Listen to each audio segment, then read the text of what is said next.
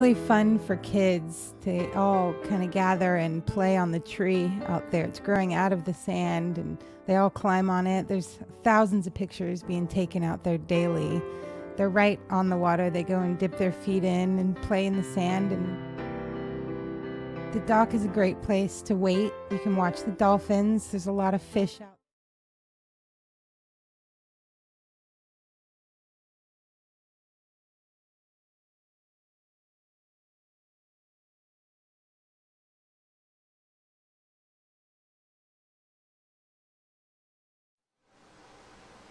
And welcome to the Sunshine Sports Report, where sports and real life intersect. This is Greg Daniels of the Sunshine Sports Report, and we are live on 904 Live. We're on Facebook and Periscope and also YouTube. On the phone, we've got my partner, Mr. Marlon Jones. Glad to have you here. Hello, Greg. Good to good to talk to you. Haven't talked to you in a couple of weeks. Yes, sir. And I always wanted to start the show off, especially in these times, saying that there's not really much to talk about because there are no games. But in reality, there's plenty to talk about. Oh, yeah. The sports world, even though they're not on the fields or in the court, there's always something new going on. Yeah, when we first entered into this quarantine life slash pandemic, the one thing that came to my attention was the fact that the entertainment world, the sports world were always something that America could go to during 9/11. I know that they stopped sports for about a week, but after the week was up, sports returned, and it was something to get America's attention off the fact that we were act of war took place on our soil. Now we can't even be together, and there are no sports, there are no entertainment. At least there's no live entertainment that you can go out and kind of relieve some of the stress. Yeah, and definitely, this is a new obstacle that the world is dealing with. I've been definitely seeing a lot of social media posts more so than normal. So a lot of individuals just being very creative in how they entertain themselves. But to kind of, give it on the bright side, I've been seeing a lot of people spending more time with their families. I've been seeing a lot more people, concerned about their fellow man. I've been seeing a lot more philanthropy going on. So, in times of, major stress, you can really and truly see the heart of humanity. And yeah, I've been seeing a lot of that as well. And also, as far as social media is concerned, entertainers are reaching out to the masses through social media. I mean, they're having concerts on the social media. They're having plays and musicals on social media. So just to entertain people who are stuck at home. Yeah, I mean, like I said, everybody's trying to do their part. I mean, if you always wondered or wanted to speak to your favorite celebrity, you probably got a good chance Yeah. to get a response back from them in this time period because they really don't have a whole lot to do, and they're trying to do anything they can to stay connected to their fans. Kevin Hart has been very, very entertaining during this time period with his Confessions from the Heart post that he's been placing on Instagram. It's very. At the end of the day, there are ways to stay entertained. We just have to do it differently. Yeah, and during this time, as far as sports is concerned, the NFL has basically dominated with free agent signings, people being franchise tagged and not wanting to be franchise tagged. And every day it seemed like there was something new or something different coming out of the NFL. And finally, the NBA has gotten something. Starting this Sunday, the NBA will be on ESPN, or at least some of its players will be on ESPN. They're going to participate in a horse contest against current NBA players and former NBA players, and former WNBA players will take place Sunday at 7 o'clock. Trae Young will go up against former NBA player Chauncey Billups. Tamika Catchings, actually, she just became a Hall of Famer, a basketball Hall of Famer just this week. She will play Mike Conley of the Memphis Grizzlies. Now, Marlon, these are going to be played in separate gyms. So Trae Young, I'm not sure where he's going to be, but we'll say he's out in Kansas City. And Chauncey Billups will be in Detroit in the gym. And they'll play a regular game of horse, a long distance game of horse. So, I mean, the masses are they're clamoring for some type of competition. Also going to participate is going to be Zach LaVine of the Chicago Bulls, your Chicago Bulls, Paul Pierce, Hall of Famer, and he is in the Hall of Fame, isn't he? And Paul Pierce in the Hall of Fame, or will be. I think he will be. He will be. And then there's Chris Paul and Allie Quigley. I guess she's a WNBA player. So those will be the 4 matches. I don't. What did you say? And in running down that roster that you give me, the one thing, and because I know that this is going to be charity, I'm sure that they're going to be trying to to work this into for charity. But the one thing that everybody wants to see, the one thing that would have every single person, whether they are a sports fan or not, glued to their television set, is that somehow Michael Jordan decides to play LeBron James in a game of horse. LeBron James? What? The most broadcast and would generate the most money. Well, okay. Well, this is sponsored by State Farm, and it is for charity. State Farm will donate $200,000, but I don't think you're going to see LeBron and Michael participating in this. So those are your 4. Because it's a game of horse. It's not like it's very difficult. It's not like he's going to be in his own gym. He's going to he's not having to worry about any injuries or anything like that. I mean, it's just a friendly game of horse, and it's because I would really hope that someone has reached out to them and tried to make that happen. Oh, I'm pretty sure somebody's reached out, but I'm also pretty sure that nobody wants to ruin their brand in a game of horse. And I would think that both Michael and LeBron would politely decline that. That would, no one comes out a winner on that one, or it's too risky. I mean, but that's why I don't see the risk in it. And that, what I'm saying, at the end of the day, it's horse. It's not like you're actually, in the gym one-on-one, what I'm saying. So even if, somehow LeBron was the best Michael, what I'm saying, which that's really the only loss here. If LeBron lost to Michael Jordan, that's not really that big of a deal. Yeah, well, actually, go ahead. Continue. I'm sorry. I didn't mean to interrupt. I just don't feel like that would be that big. I just don't feel like a loss to Michael Jordan for LeBron would be that big of a deal in a game of horse. You know what I'm saying? Even, I'm saying, a loss for Michael Jordan in a game of horse wouldn't that be that big a deal because Michael Jordan go to the, LeBron is younger than me card.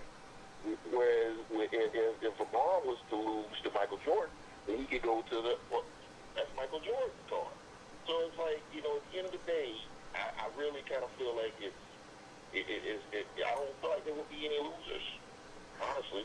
Well, LeBron is definitely chasing the ghost of Michael Jordan, even though Mike's still alive, and I don't think he wants to lose to a 50-plus-year-old man in anything connected to basketball. So I don't see how LeBron comes out on top there. And Michael, he's got the brand. He is the guy. If Jerry West was not the logo, then Michael Jordan would be the logo. He would be the guy. He would be the guy. So neither one of them would ever agree to do that unless there's big money coming to both of them. Really big money. Much of a problem because at the end of the day, or much of an issue because at the end of the day, both of them pretty much have more that they can, that they can spend. You know what I'm saying? So I feel like if in fact this would be something to where they say that it would generate a few million for Red Cross or for the purchase of PPE equipment, something to that effect. That would be something that I feel like the two of them could really kind of build their legacy off of. Win or lose, hey man, at the end of the day, this was in order to save lives. So. Well, that sounds good. And I only stand by that. That sounds really good. Now, Tiger Woods and Phil Mickelson, they did something like that, about a year or two ago? And they're actually in the process of doing that again, and probably for charity. Probably will be for the COVID-19. But they actually have played. They played rounds together in foursomes. They were in tournaments together. One beat the other and vice versa. So there's nothing to lose there.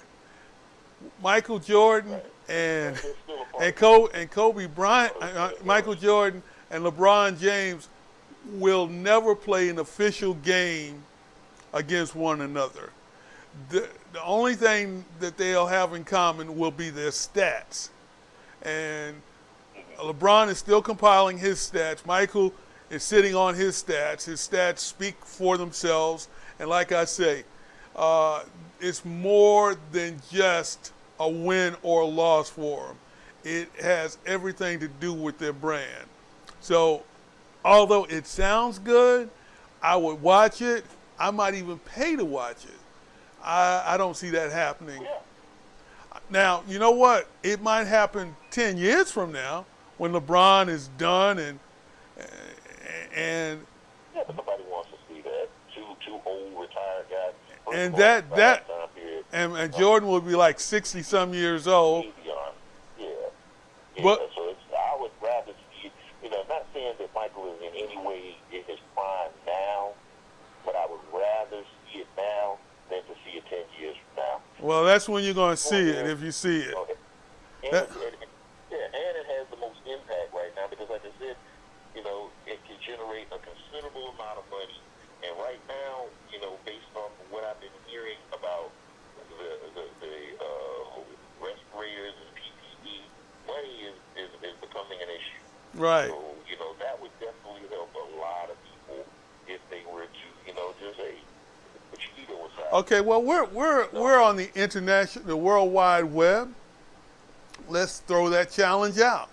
Let's throw a challenge of Michael Jordan and LeBron James in a game of horse.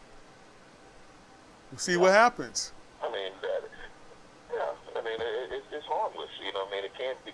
It can't No, it's not harmless. It's horse. Well, we will see. But I tell you what we will definitely see, and it won't take 10 years to see.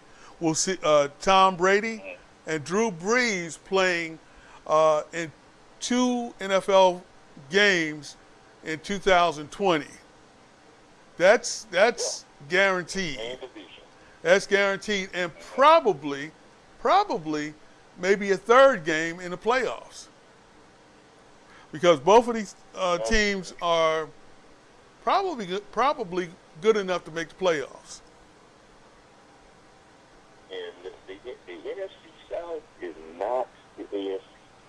The NFC South is much more competitive than the AFC East. So this is going to be a challenge for Tom, in that you don't get to to beat up on the Buffalo Bills and beat up on the Miami Dolphins, beat up on the Jets, for two times every season. You're going to legitimately have three other teams that are all contenders. They're all vying for an opportunity at a championship, and you're not going to be able to just walk in there and just push them around.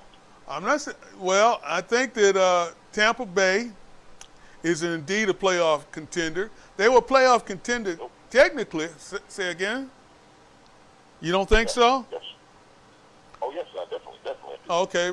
Had they figured out how not to throw 30 interceptions last season, they probably would have made the playoffs.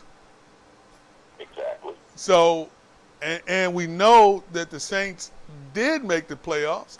I don't necessarily think that Carolina is a playoff contender this year, even with the addition of Teddy Bridgewater. And who knows what's going to happen with the Falcons? I mean, really. I don't think there's. I would say it like this: even with the major changes that they made in Carolina, Carolina is not the Jets. It's not the Miami Dolphins. You're talking about two teams that have basically scraped around at the bottom of the league for quite some time now. They've been not able to compete with Patriots for quite some time now. So you're talking about teams that still have dynamic players, a good nucleus of players to be competitive. And I don't see him coming in and doing in the NFC South what he has been used to doing. Well, he may not. He may not do what he did in the AFC East. Rather the NFC South, what he did in the AFC East. But I think that both Tampa Bay and the Saints are better than the other two teams. Now, I don't know what's going to happen with the other teams in the NFC, but I think that the top two teams are Tampa and the Saints in that particular division. Yeah, you're absolutely right on that one. So it's a real possibility. Now, Drew Brees said he's really excited about playing 2 games against Tom Brady. Now, what do you think that's going to do for Drew Brees' legacy to be able to play Tom Brady twice? Even Peyton Manning, the way the NFL was set up, after a while, NFL knew it was good TV to have the Patriots play the Colts and to have Tom Brady go against Peyton Manning at least once a season.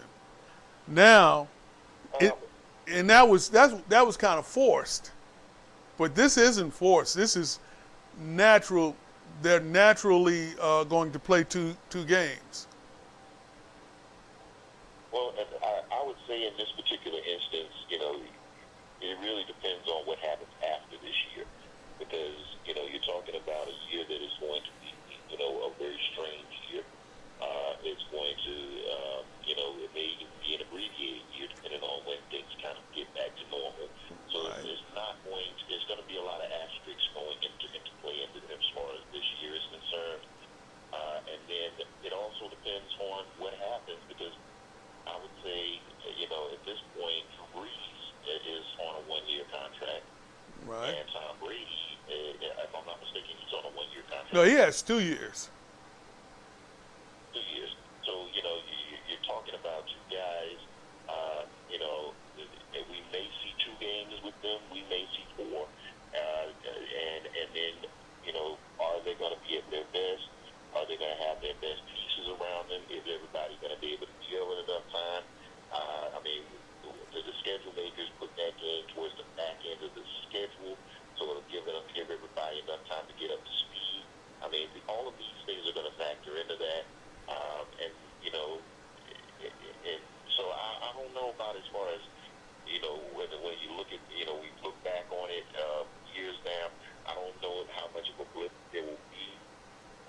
the other side of it is we've never seen Tom Brady outside of that Belichick bubble. So, with the new team, new situation, new offensive line, new receivers, let's see if, this guy is really and truly as good as, he's been made to be in that bubble. Well, now I would think that Drew Brees has the advantage because he's playing within a system that he's been in for the last 10 years, 15 years. He's going to have pretty much the same cast of characters that he's had over the last several years. So there's not much for him to learn. It's just to go out there and execute. Tom, on the other hand, he's got all new teammates. I'm not sure if they're going to use part of the system he played in, or if Bruce Arians is going to say, hey, you're going to use my system, and so Tom is going to have to learn a whole new system. So I think that Drew Brees has the advantage. But the point I was trying to make was this. When whoever won, when and Brady played against one another, he was the top guy. He was the number one guy. Is that going to happen again this time with Brees? Because they're going back and forth as far as touchdowns are concerned. One of these guys are going to retire as the number one touchdown thrower whenever they do finally decide to retire. Yeah, and like I said, I would table that conversation after I get an opportunity to see at least 3 games with Brady and the new team. Because, like I said before, there's so much of an unknown with Brady being, what type of system are they going to be running? Whether or not the receivers are going to be able to be on the same page. The offensive line, are they going to be able to keep, because Tom Brady has never been a very mobile guy, so are they going to be able to keep him upright, to be able to be effective? All of this factors in, and if these things don't work out, and then the other side of it is we're still talking about a contact sport here, so injuries are always going to be, the big equalizer. So, can both these guys stay healthy long enough, in order to even make this, even something that's worth talking about? So, yeah, it's a lot of variables that right now that we still need to get an opportunity to absorb. Just on paper, as it stands right now, I would say that the edge goes to Drew Brees. Yeah, it goes to Brees. Now, Tom Brady talked to Howard Stern this past week. He was interviewed, and it's unusual. I don't ever recall Tom Brady doing many interviews, but for some reason, I guess because he's stuck in the house, he had to talk to somebody. He decided to talk to Howard Stern, and it was very cryptic of his relationship as far as I could see of him and the coach, Belichick. I mean, he said pretty much, well, we know what we think of one another. But he didn't say, well, he was really instrumental in my career, and I really thank him for it. He was the guy that got me to where I am today. Or if it hadn't been for me, Belichick wouldn't have won any chance. It wasn't that kind of interview. It was so cryptic. Yeah, well, that's pretty much par for the course when you're talking about the relationship between Brady and Belichick. Remember last year, we kept hearing there's a rift. Right. And they kept, playing off that there wasn't, and then now he's not a Patriot anymore. So, apparently there was something that was going on, something that, would make an individual that is a career and has been a mainstay of that team and is a mainstay of that community to all of a sudden decide he wants to play at greener pastures. That something says that there was a little bit more going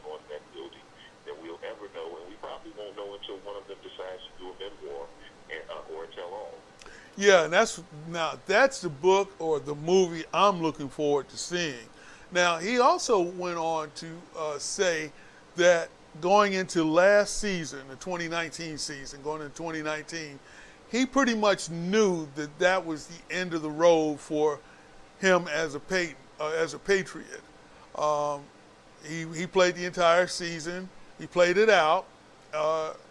When he became a free agent, he said the very last straw was him going to the owner and talking to the owner. Once he talked to the owner, then he knew for sure he was done in New England. And it just seems to me that he saw the handwriting on the wall. Maybe it goes back to the days of Garofalo, where it looked like Belichick was grooming Garofalo to be the heir apparent. And apparently, Belichick wasn't wrong, because you see what he did out in San Francisco to a team that just was always outside of the playoffs until he got there. Right. So, and it looks like to me that I think Brady is saying that Belichick is ready to tear it down and build something else, because Belichick's a coach. He can go for another 10 years if he wanted to. Brady probably, like you say, it's year to year with him. So he wants to, whenever he goes to a team or goes on the field, he wants to know that he has a chance of winning. And it's not all. And I think that Belichick was looking forward to the future, and it wasn't always guaranteed that he's going to put a winning product out on the field. Well, I think that when you look at the relationship between the three, Belichick, Brady, and Robert Kraft, my synopsis on it would be that Belichick and Robert Kraft are in a position where they're wanting to basically, leave the team in good hands when Belichick decides to retire, to make sure that the team is going to stay perennial winner and not just retire and then leave the cupboard bare, and then all of a sudden the team just drops off. You can look at the moves that they made as far as Josh McDaniels staying around. Those people consider him the heir apparent to Bill Belichick once he decides to retire. And then when you talk about the quarterback, well, Tom Brady wasn't willing to step aside, and they kept losing very talented backups to free agency. And it was a situation where at some point, I have to be able to put this thing together so that I can retire and walk away where the team is in good hands. And it just wasn't going to be that way. If you can't get a new quarterback, you can't get him up to speed. Yeah, well, now they do. Now they will have one. They will. Right now it's Jarrett Stidham. 2 weeks from now, who knows who it will be? Who knows if Stidham will be the guy? There's talk that maybe they'll somehow or another draft a young quarterback. So we'll wait and see on that. But we won't have long to wait, because in just 2 weeks from right now they'll be on the phones, on the internet, drafting the teams for 2020. So we're about halfway through the show. So let's turn our attention to the NFL draft. You had said earlier to me that you had some points that you wanted to talk about. Oh, before we get too deep into the draft, let's touch on Yannick Ngakoue, who can very much be a part of the draft in 2 weeks. We keep hearing that the Jaguars almost have to trade him. If it was me, I wouldn't trade him. I mean, if you trade him, what would you do with 3 first-round draft picks? Is that a good scenario? To you, would that be a good scenario? You say yes? I said you would rebuild your team. I mean, right now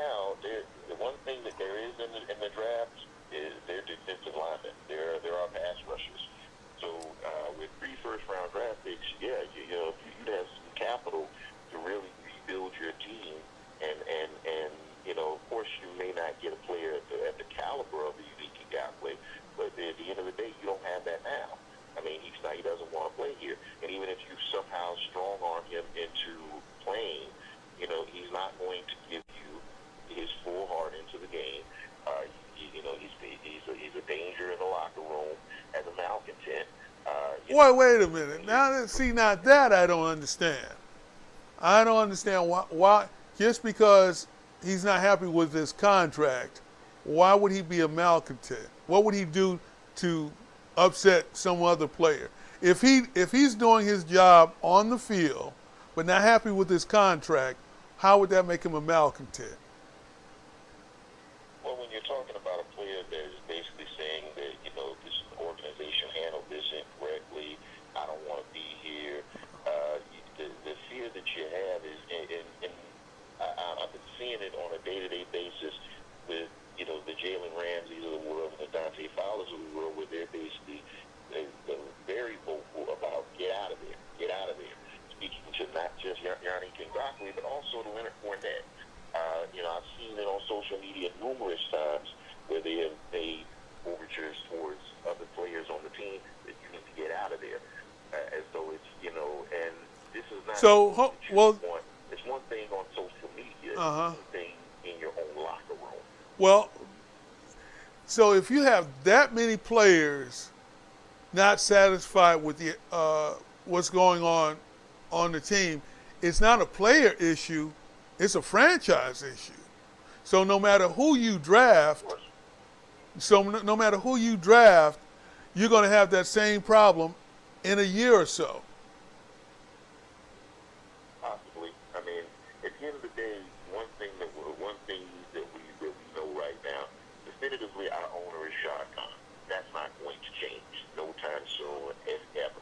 Right. The second portion of it is we know that at the minimum we have another year of head coach Doug Marrone and general manager Dave Caldwell.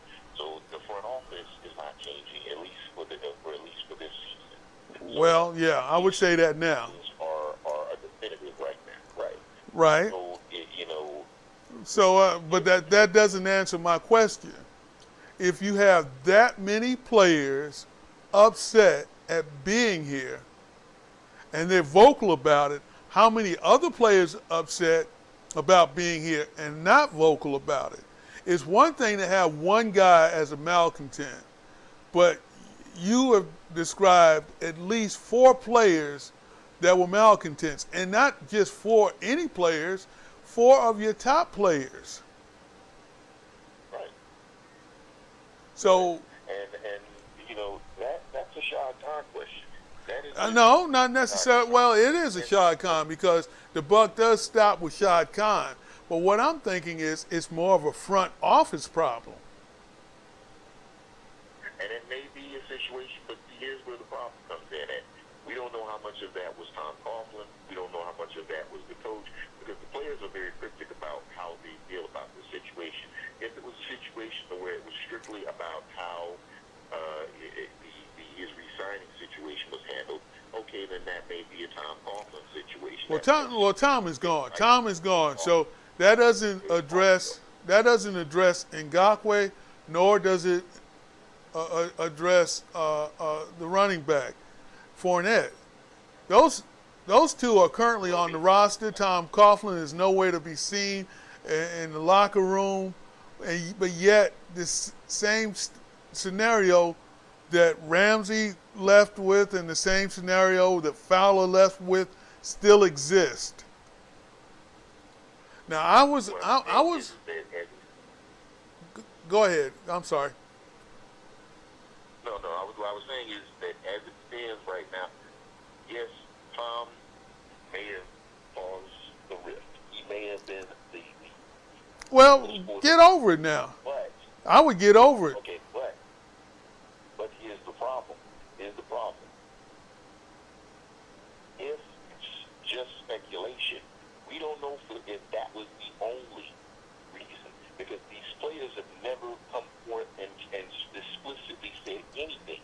They have hinted towards this is a problem, but they have. What were the hints? Yeah, I want to know what the hints were.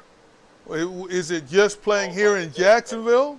When Tom Coughlin left or was let go, only thing Jalen Ramsey did was basically, put some eyes up and said, "I told you so." He never said anything on the record as to, that was the reason why I wanted out.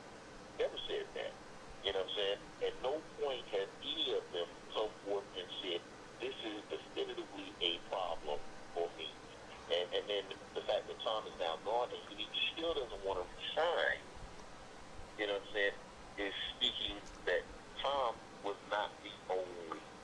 Exactly, exactly. So what Doesn't want to resign. so what we need to find out as Jaguar fans, as Jaguar supporters, is what's the problem? Did did they draft the wrong people, or the people who did the drafting, are they the wrong people? I would probably say that that's probably what's going to end up being, the answer.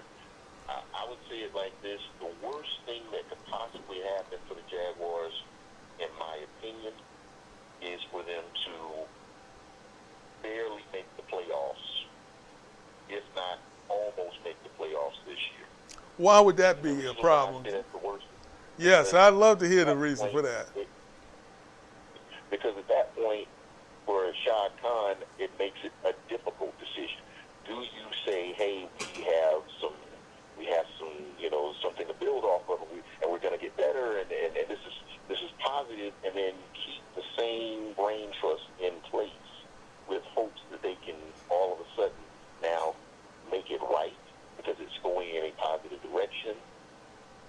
And that's why I say that I feel like that would be a problem, because at this point, it's obvious that these two individuals have not been able to coach a winning team and not been able to GM to put together a winning team. We've seen this over the last 4 years. They have not been able to do it at all either. Well, they had the one winning season. They were a playoff team. But as a fan, why do I care if the players don't get along with the front office and the coaches don't get along with the players if they're winning on the field? Why do I care? Because you lose players like Jalen Ramsey. Wait a minute. Wait a minute. Wait. If they're not getting along and they're winning, why do I care? They didn't lose Jalen Ramsey. They didn't lose Jalen Ramsey. They traded Jalen Ramsey. They're not losing. They traded Jalen Ramsey because Jalen Ramsey was faking an injury in order to get himself shipped out of town. Well, Yes, you did.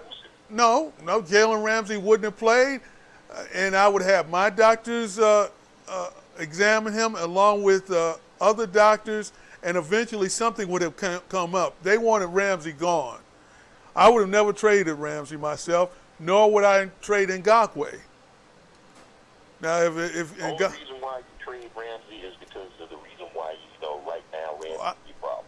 Because Ramsey is very... They have the same problem now with another player, and Ramsey's long gone. And he's still communicating with your players, telling your players they need to get out. I've been seeing it over and Well, over again. if you draft another player, Ramsey will tell them the same thing. So you can't My point is that you can't tell a grown man to get out if he's in a good situation. But that's my point. If you have a different front office, if you have a different brain trust, Mr. Ramsey could be, that's not the same situation that you dealt with. I have a different head coach. I have a different general manager. I have a different situation over here. My situation is not your situation. But when you have the same exact head coach, same exact general manager, and he's still yelling to get out. But Ramsey swore up and down. Ramsey swore up and down his problem was not with the coach. He loved the coach. But he's still yelling get out. So why is he yelling get out when Tom Coughlin's been gone for months now? But yet he's still telling players to get out. I don't know, and that's something we need. That's something we'll find out, I'm sure, in the coming days. So we'll say that the Jaguars do indeed trade Ngakoue and they get a first-round pick. A lot of people are talking about maybe the New York Giants, possibly the Philadelphia Eagles. I know the Giants are picking. They have the fourth pick in this coming draft. Do the Jaguars want to go that far up? And kind of going into draft talk, the players that Yeah, we want to go into draft talk, so now we're into it. The Jaguars want to go all the way up to number 4, and where are the Philly picking at? Let me pull that up. Philly didn't make the playoffs, so they got to be like in the top 15 as well. Right. So while you go ahead and talk about, and I will pull up Philly's draft pick.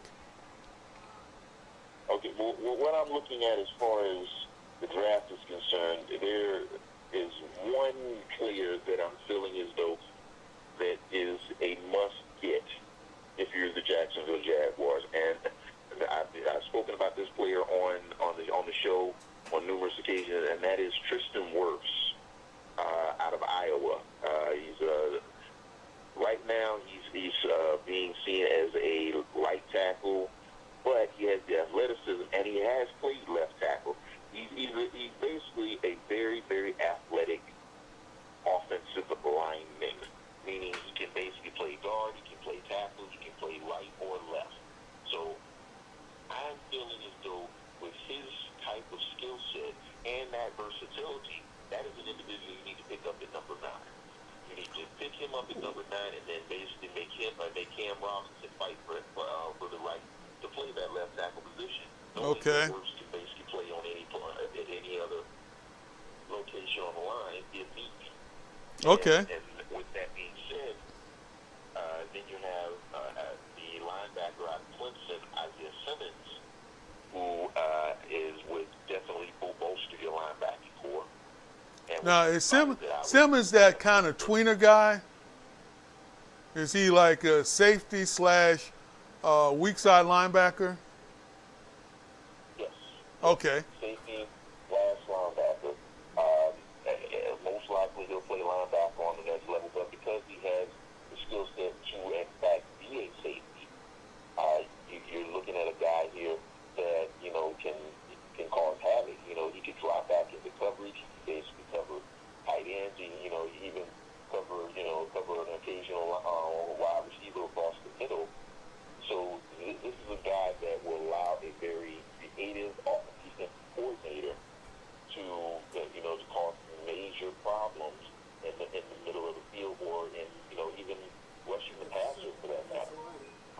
So that's another guy that I've been keeping my eye on, and there's been a lot of Okay. A quick look of the Eagles draft picks. Their first pick is in the number 21 pick, and then they have one shortly after that in the second round at 53rd pick. So Jaguars, if they traded for, they would also have a couple of picks in the top 20, 25. Well, actually, 3 picks in the top 25 if they traded to the Eagles, and the Eagles were willing to trade their first round draft pick for it. right. Yeah. So, and then the other side of it is I've been hearing some rumbling that the possibility that they've been looking at Jordan Love at quarterback. I've heard that too, but and Later portions of the first round. well, they've got enough capital to get Jordan Love if he lasts to the first round, the latter part of it anyway. They've got all kinds of draft picks. They have a total of 12 draft picks, not counting the ones that they may get for Ngakoue. Right. So they won't even have to touch their first couple of draft picks. Yeah.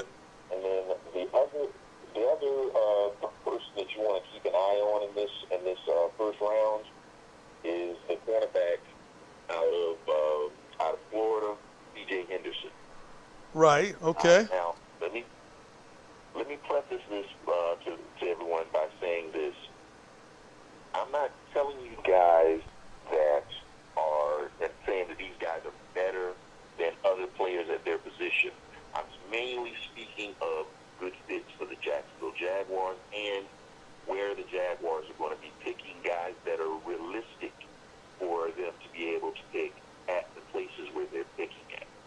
So, yes, there's a lot of talent in this draft, but, you have to look at, and then and me and you were talking about this before the show. We'll preface this also by noting that these teams do not have the ability to put hands on these guys and really do their due diligence as they have done in the past. So do not expect any risky picks or any guys that might have some character issues or anything like that. If there's any guys out here that there's any questions about, they just will not get picked early. Because they just can't take those chances right now. And if I don't have all of my ducks in a row, I'm not gonna make that pick. Right, right, right. And of course, the commissioner already said that it will be a virtual draft, meaning that everybody will pretty much be separated from one another in different rooms or different buildings or however they're not going to be together. They will have the same amount of time as they have had as far as draft picks are concerned. In previous draft, they'll have the same amount of time. There won't be any extra time given. Now, the only stipulation that he put on that was if there were trades, and trades can be a tricky thing. So he said that the league would be lenient if there were draft picks and trades involved. Other than that, you do your thing. In fact, they sent a memo, or the league did send a memo out to the general managers, stating that shut up, pretty much. Be quiet, do the draft, and keep your mouth shut. I know that one of the general managers had asked if possible that each team could get 3 more draft picks because of just what you said, that they might want to draft someone of questionable character, and if he didn't work out, then they had a backup. In fact, it was Pittsburgh Steelers general manager Kevin Colbert. And Colbert's been around for like 10, 15 years in Pittsburgh, and I guess that memo was kind of to him as well as to other general managers, stating, hey, this is what we got, this is what we're going to do, and we're not changing anything other than the trades. Yeah, and then, because of the different dynamic, we're talking about this virtual war room that is going to be happening here. Something else that's going to be missing here. So you're talking about having the general manager, the coach, the owner, and, whoever else that they were. They're going to be in like 3, maybe 4 different locations. Right, on some type of a conference call or some type of a communication device in which they can all communicate together. What's going to be missing on that, because of the fact that this is going to be a little bit difficult, a little bit harder to communicate, that scout that's in the room that might be politicking for his guy to say, hey, my guy, he's not going to be able to He won't be in the room. Yeah, right, exactly. So there's going to be some guys that normally, you would see teams maybe take a chance here and there, or they may say, oh, well, let me go after this guy because that scout is sitting in that room. He's not in the room. These teams are really going to have to, you're going to have your notes in front of you, and you're going to have to basically go down by the letter of your notes and whatever your game plan is, and you're not going to have a whole lot of times to shoot from the hip because you're kind of dealing with a little bit of a communication gap. Yeah, but the flip side of that, Marlon, is this: there are going to be a lot of good players that are free agents, and you can sign that player that the scout was politicking for, and you sign him at a lesser contract, a contract that's not as risky as a 3rd-round draft pick or a 2nd-round draft pick, and certainly not a 1st-round draft pick. So yeah, it's definitely going to be a challenge. And then the other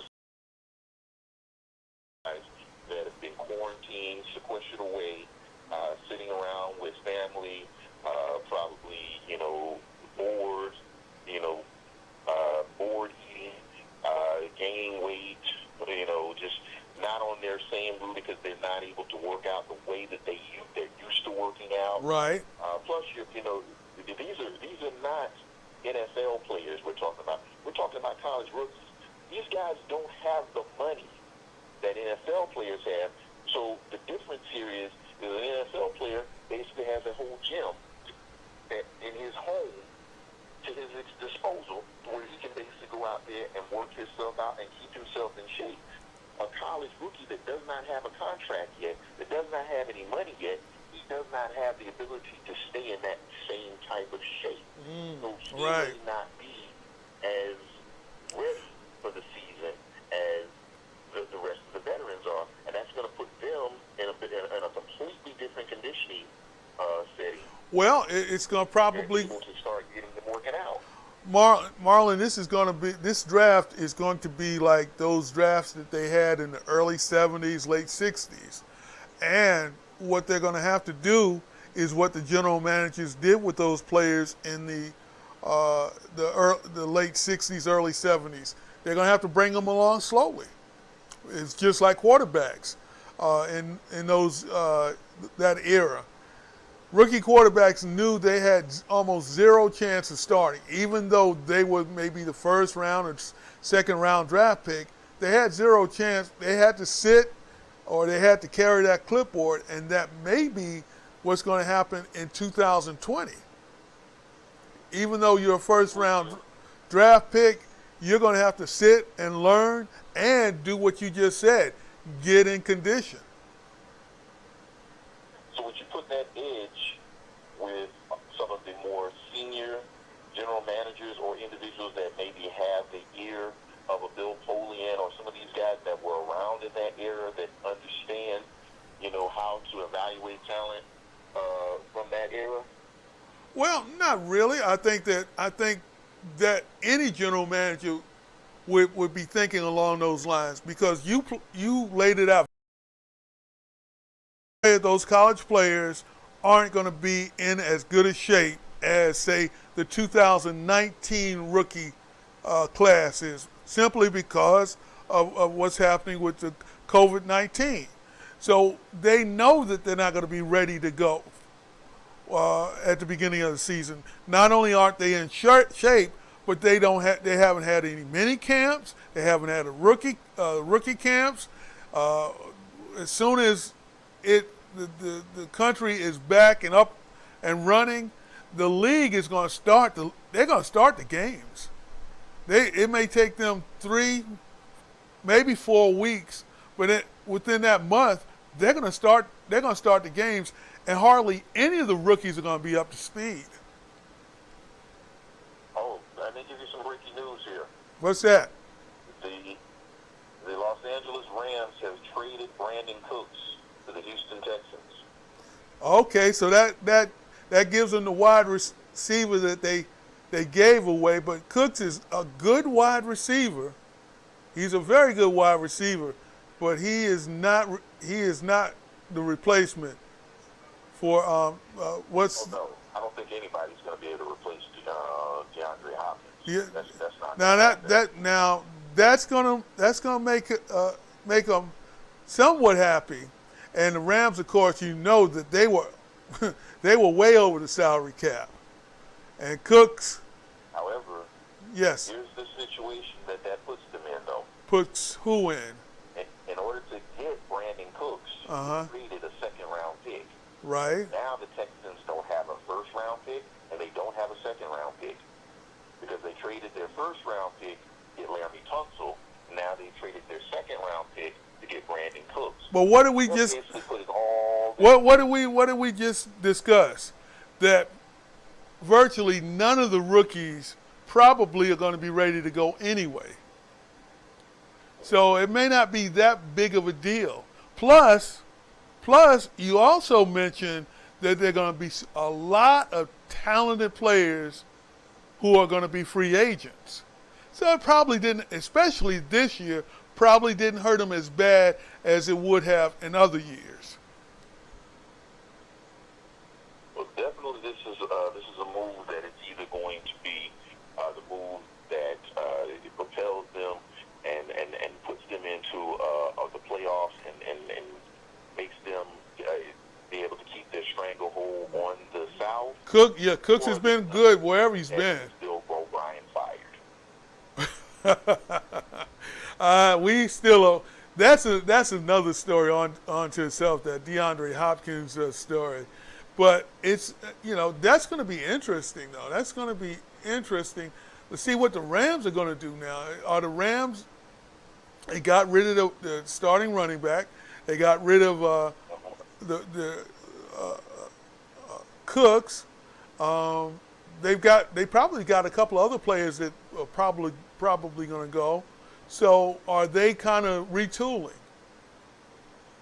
Well, And it sounds like maybe money because they have to sounds like they're doing the retooling on the offensive side of the ball. Well, they're trying to free up some money because they need to re-sign Cooper Kupp. Plus, they need to be able to put that contract together for Jalen Ramsey. They Exactly. only have 1 more year before they're able to do that. So, Exactly. they right now it looks like they're going to probably be doing some more salary dumping. Yeah. So and they're picking up draft picks, and they're a team that probably needs draft picks because of what you said, because they are shedding some high-priced players. So imagine that. Now the Rams were supposed to go into their new stadium as the favorites to win their division. So it doesn't look like that's going to happen. Now with San Francisco in that division. Well, like I said, the big caveat here is going to be how organized is your organization. How organized is your organization if, in fact, those players can walk in there and these coaches can basically get them up to speed as quickly as possible. That's what's going to be the telltale, because it doesn't matter how talented your team is. In this particular climate, where things are right now, Marlon, we're actually up against the clock. We started late and we're running late, so we've got like maybe 30 seconds left. So you want to give the last 30 seconds is yours. Well, no, I just wanted to basically, for that last 30 seconds, say everybody stay safe. If you have any members of your family that may be dealing with any type of mental illness, please make sure that you pick up the phone and check on them and keep communication with them at all times. And just stay prayed up, stay blessed out there, people. All right, thank you, sir. Appreciate it. And our producer says he misses you sitting right here in the studio. But we're working on that, aren't we? Yes, sir, we are. All right, that's going to do it for this edition of the Sunshine Sports Report, where sports and real life intersect. Until next week, this is Greg Daniels of the Sunshine Sports Report. Okay, buddy.